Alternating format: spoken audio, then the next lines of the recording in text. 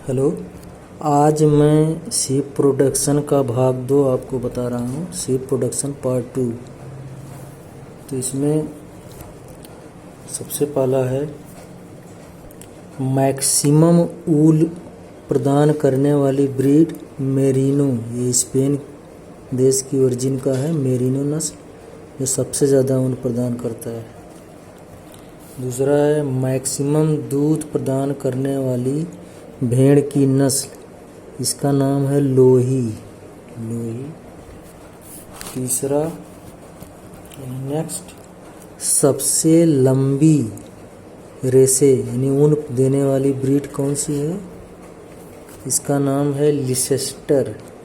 ये इंग्लैंड की नस्ल है लिसेस्टर। नेक्स्ट एक बीमारी बहुत कॉमन रोग है एंथ्रेक्स। इसको ऊल सार्टर रोग भी कहते हैं। एंथ्रेक्स का दूसरा नाम ऊल सार्टर डिजीज, जो कि जूनोटिक रोग है। ये पशुओं से मनुष्यों में फैलता है, इसलिए जो ऊन की फैक्ट्रियों में जो लेबर को काम करते हैं उनको ये बीमारी हो जाता है, इसलिए इसको ऊल सार्टर बीमारी भी कहते हैं। नेक्स्ट है कॉम्बिंग ऊल क्या है?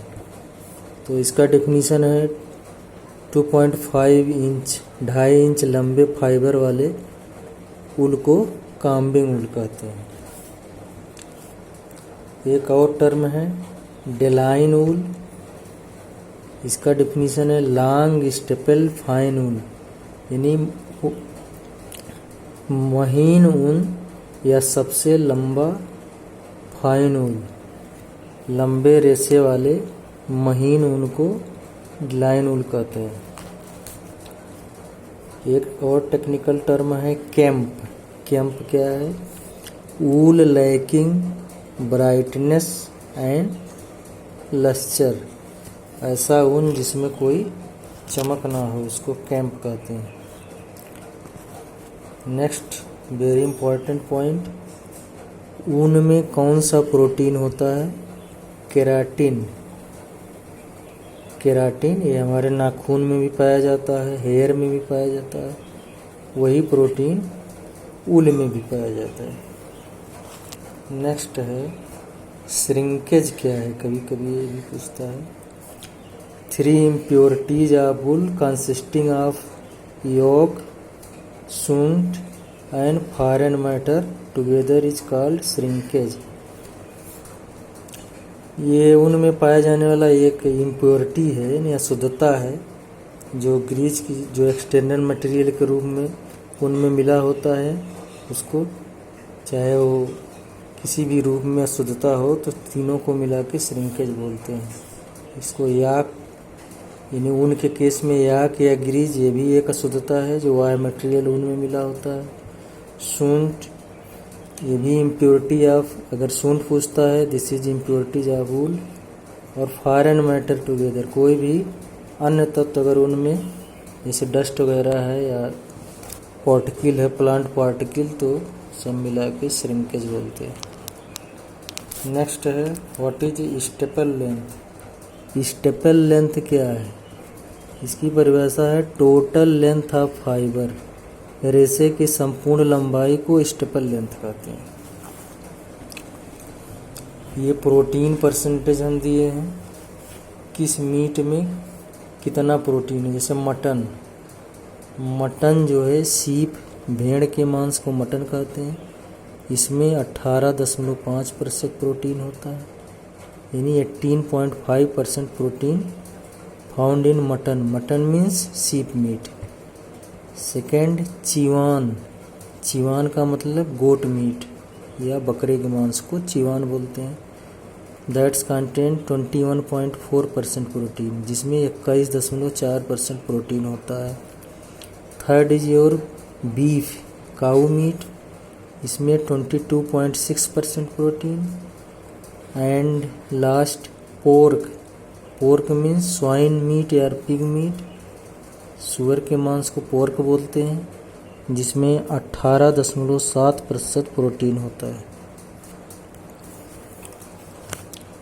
ये भी पूछता है कभी कभी, what is dressing percentage of sheep. RAM मतलब जो मेल नर भेड़ होता है उसको रैम बोलते हैं।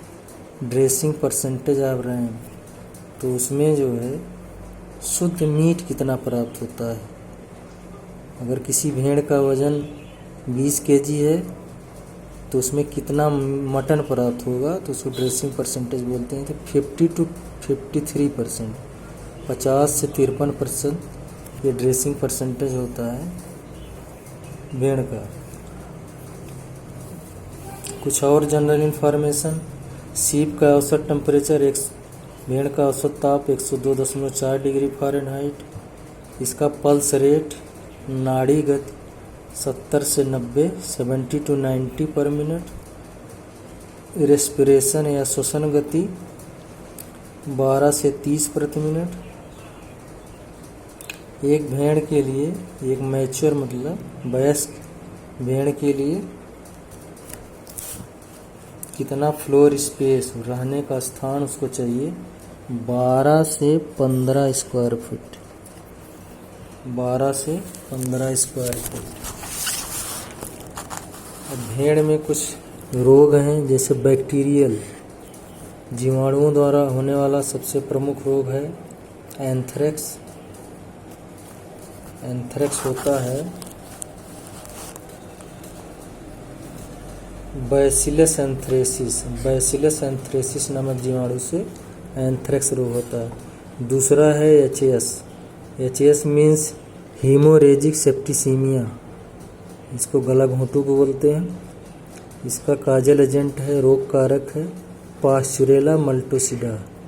ये पास्चुरेला मल्टोसिडा नामक जीवाणु से एचएस या हीमोरेजिक सेप्टिसीमिया या गला घोंटू रोग होता है। थर्ड है इंटेरोटॉक्सीमिया। इंटेरोटॉक्सीमिया एक क्लास्ट्रीडियम परफ्रिंजिस टाइप डी, यानी क्लास्ट्रीडियम एक जीवाणु है, उससे इंटेरोटॉक्सीमिया नामक रोग होता है भेड़ में। टेटनस है, ये भी क्लास्ट्रीडियम टेटानी नामक जीवाणु द्वारा होता है। फूट राट, डाइक्लोबैक्टर नोडोसस, डाइक्लोबैक्टर नोडोसस नामक जीवाणु द्वारा ये बीमारी होती है। एक और है ब्रुसेलोसिस, एबार्सन होता है ब्रुसेलोसिस, ब्रुसेला मेलिटेंसिस, ब्रुसेला मेलिटेंसिस नामक जीवाणु द्वारा ये ब्रुसेलोसिस बीमारी होता है। नेक्स्ट है जोन्स डिजीज, इसको बैंग रोग भी कहते हैं। इसका causal agent mycobacterium tuberculosis, mycobacterium tuberculosis, mycobacterium tuberculosis तो टीबी होता है। Mycobacterium para tuberculosis, mycobacterium para tuberculosis जीवाणु से ये जोन्स रोग या बैंग रोग होता है। ये भी एक प्रकार का जेनाइटल बीमारी है पशुओं में, माइकोबैक्टीरियम पैरा ट्यूबरकुलोसिस। और अगर माइकोबैक्टीरियम ट्यूबरकुलोसिस पूछा जाए, ये भी जीवाणु से होता है, तो उसका वो बीमारी का नाम है टीबी। नेक्स्ट वायरल द्वारा कुछ रोग, जैसे ब्लू टंग है, शीप पॉक्स, और एक जो बकरी में भी ये बीमारी था पीपीआर, पेस्टिडेस रूमिनेंट, पेस्टिडेस रूमिनेंट, इसको शॉर्ट में पीपीआर बोलते हैं। नेक्स्ट है सोर माउथ, एफएमडी, एफएमडी का मतलब फूट एंड माउथ डिजीज, इसको खुरपका मुंहपका कहते हैं। इसमें कुछ पैरासाइट या परजीवी भी होते हैं, जैसे एंडोपैरासाइट, आंतरिक परजीवी में फ्लूक्स, टेपवर्म और राउंडवर्म, कॉक्सीडियोसिस, ट्राइप्लाज्मोसियोसिस,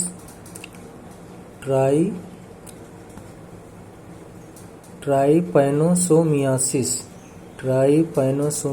ये भी एक एंडोपैरासाइट है। एनाप्लाज्मोसिस, ये भी एक एंडोपैरासाइट है। इसके अलावा कुछ वाह्य परजीवी है। वाह्य परजीवी शरीर के ऊपर होते हैं, इसमें जैसे माइट है, टिक, कुटकी वगैरह जो होता है, फ्लिया है, जो रेंगने वाले पशुओं के बाल में दिखाई देते हैं, माइट्स, टिक्स और किलनी, फ्लिया। भेड़ में कुछ न्यूट्रिशनल रोग है। न्यूट्रिशन मतलब पोषणीय बीमारी, जैसे ग्वाइटर, घेंघा रोग, आयोडीन की कमी से, ग्रास टिटानी या ग्रास स्टैगर, अगर ये पूछता है तो ये मैग्नीशियम की कमी से होता है। ग्रास टिटानी या ग्रास स्टैगर बीमारी मैग्नीशियम कमी से। कभी कभी पूछता है डेगनाला रोग। डेगनाला रोग ये सेलेनियम की अधिकता, यानी सेलेनियम एक तत्व है, उसकी टॉक्सिसिटी से बीमारी होता है, तो डेगनाला रोग। इसी तरह पाइका रोग है। पशुओं में पाइका रोग किसकी कमी से होता है, तो आपको मालूम होना चाहिए कि पाइका बीमारी फास्फोरस की कमी से होता है।